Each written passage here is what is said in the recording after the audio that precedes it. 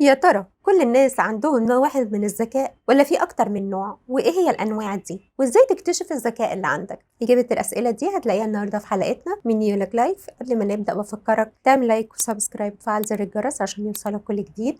ويلا بينا.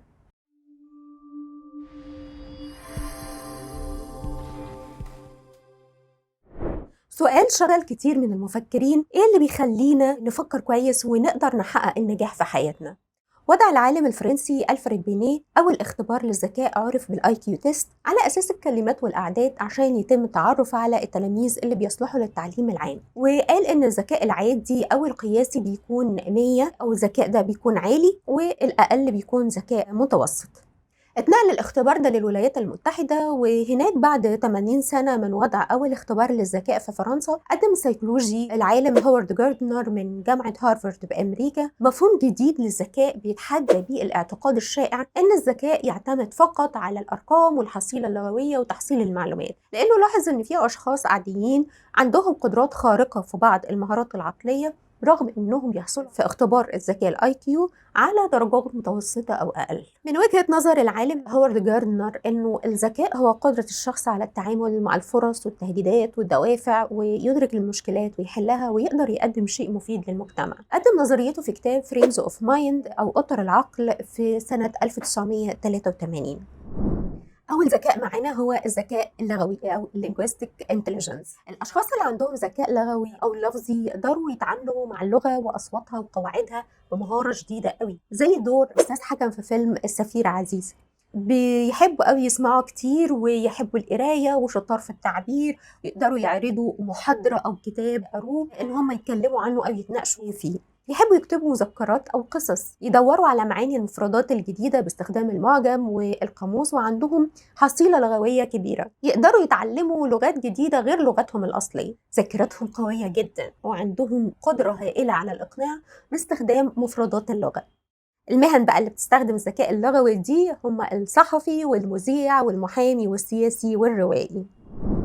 تاني ذكاء اللي هو الذكاء الرياضي أو المنطقي أو logical mathematical intelligence. أصحاب الذكاء بقى دول بيستخدموا الأرقام كويس جدا ويقدروا يعملوا حسابات في عقولهم بسهولة، وممكن يحولوا كل اللي حواليهم لأرقام. يحبوا التفكير في الأمور بعمق ويقدروا يفكروا في المفاهيم المجردة بدون كلمات أو صور. يدوروا على الطرق اللي بتتعامل بيها الأشياء. يحبوا يعملوا تجارب في المدرسة أو في البيت. يبحثوا في علاقة الأشياء ببعضيها ويقدروا يحطوها في تصنيفات أو كاتيجوريز. عندهم قدرة على التفكير الاستدلالي، يعني يحطوا استنتاجات يعني بناء على المعلومات المتاحة ليهم.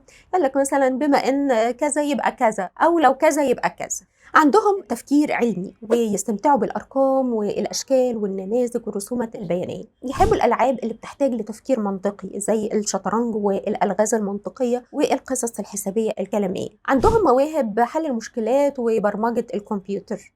المهن اللي بتستخدم الذكاء الرياضي والمنطقي زي علماء الرياضيات ومبرمجين الكمبيوتر والمحاسبين والعاملين في مجال التحليل الاقتصادي. تالت ذكاء الذكاء البصري أو الميكاني أو اللي هو الفيجوال انتليجنس. هو القدرة على إدراك شكل محدد أو موضوع محدد، أو القدرة على التمثيل البصري المكاني للعالم. يعني يحسوا بأبعاد المكان ومساحته وألوانه وخطوطه بدقة وينقلوا تصوراتهم للآخرين.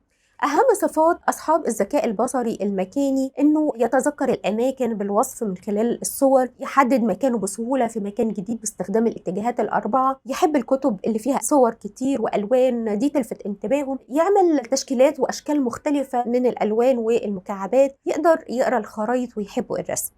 المهن اللي بتستخدم الذكاء البصري أو المكاني زي مهندس الديكور ومهندس المعماري والرسام والمرشد والسواق والصياد والمصور ومصممين الأزياء والجرافيك. بشكرك لو بتتابعني لغاية دلوقتي، وبفكرك تشترك في القناة وتعمل لايك وشير للفيديو عشان غيرك يستفيد. ويلا بينا نكمل. رابع ذكاء معانا الذكاء الجسمي أو الحركي اللي هو bodily kinesthetic intelligence. هو قدرة الفرد على استخدام جسمه ككل عشان يعبر عن أفكاره ومشاعره. الأشخاص اللي عندهم الذكاء ده بقى يقدروا يفهموا كويس لغة الجسد.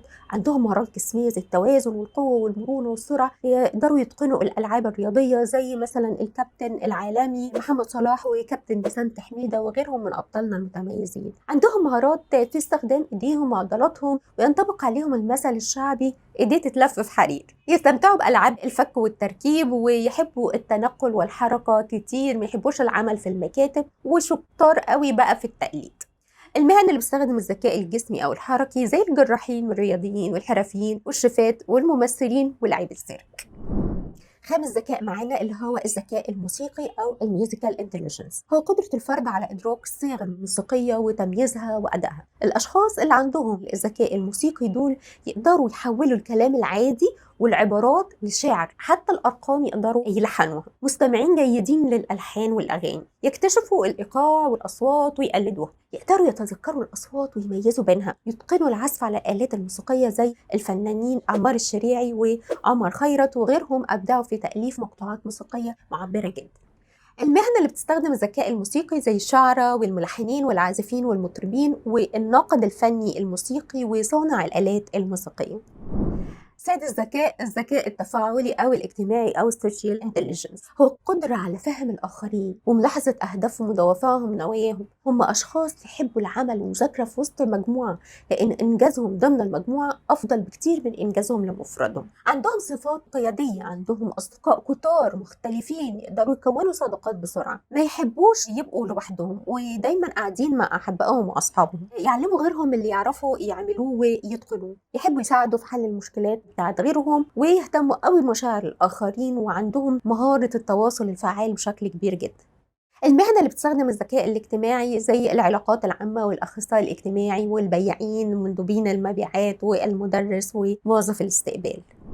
سابع ذكاء معانا هو الذكاء الشخصي أو الانتربيرسونال انتليجنس، يعني قدرة الشخص إنه يعرف ذاته ويفهم مشاعره، يعرف حدوده، عنده وعي بأمزجته ودوافعه ورغباته، يعرف كويس يهذب نفسه، عنده القدرة على إنه يفهم نفسه ويفهم الآخرين، يعرف نقط قوته ونقط ضعفه، عنده وعي بالمشاعر ويعرف يعبر عنها، مستقل في تفكيره، ليه آراء تميزه عن غيره، يقدروا يتأملوا في الوجود، الكون والطبيعة والمجتمع، يسمعوا كتير ويتكلموا أقل، عندهم ثقة بالنفس جدا عالية وطموحين، يقدروا يستثمروا وقتهم كويس جدا، يقدروا يحطوا أهداف مناسبة لقدراتهم ويحققوها، تلاقي عندهم مستوى عالي وجيد من التركيز، يقدروا يتعلموا لوحدهم ويقوموا بالعمل الخاص بتاعهم لوحدهم، عندهم القدرة على تحفيز ذواتهم بنفسهم بدون وجود أشخاص حواليهم، وهم ناس بقى يحبوا الاستقلالية والتميز. المهنة اللي بتستخدم الذكاء الشخصي زي الفيلسوف والشاعر وعالم النفس والمؤلف. تامن ذكاء معانا هو الذكاء الحيوي أو البيئي، والشخص اللي عنده هذا الذكاء بيشعر إنه جزء من الطبيعة، يقدر يتمتع بالطبيعة المحيطة بيه ويقدر يدرسها ويعتني بيها، يستكشف الطبيعة ويحب التعرف عليها وتصنيفاتها وتكاثرها ونموها، يعتني بالنباتات والحيوانات، يجمع ويصنف الصخور والهياكل والقواقع والبذور والأوراق، يحبوا جمع الصور ويحبوا قوي يقروا كتب الأحياء. المهن اللي بتستخدم الذكاء البيئي زي الرحالة والمغامرين وعلماء الأحياء. دكتور هوارد جاردنر أضاف نوع جديد وسماه الذكاء الوجودي، والأشخاص دول بقى عندهم النوع ده من الذكاء يشغلهم القضايا المرتبطة ب هو أنا اتخلقت ليه؟ هو مين اللي خلقني؟ ليه الموت؟ وإيه اللي بعد الموت؟ وهكذا. تعرفنا النهاردة على نظرية الذكاءات المتعددة. احنا كلنا عندنا كل الأنواع المتعددة من هذه الذكاءات، لكن احنا بيكون كل واحد فينا عنده ذكاء مميز كتير، يعني واحد تحس ان هو ذكاؤه موسيقي أو ذكاؤه بصري أو ذكاؤه شخصي أو اجتماعي، وكل واحد فينا عنده بروفايل خاص من أنواع الذكاءات المتعددة. كل شخص يعرف ايه نقط القوة وايه نقط الضعف بتاعته. الذكاءات دي مش بتكون ثابتة، لكن يقدر ينميها ويقدر يطورها، وكمان الذكاءات دي بتعلمنا انه مش كل الناس بتتعلم بنفس الطريقة، فمهم جدا ان احنا نخلي بالنا من الطريقة اللي بتنفع معانا في التعليم.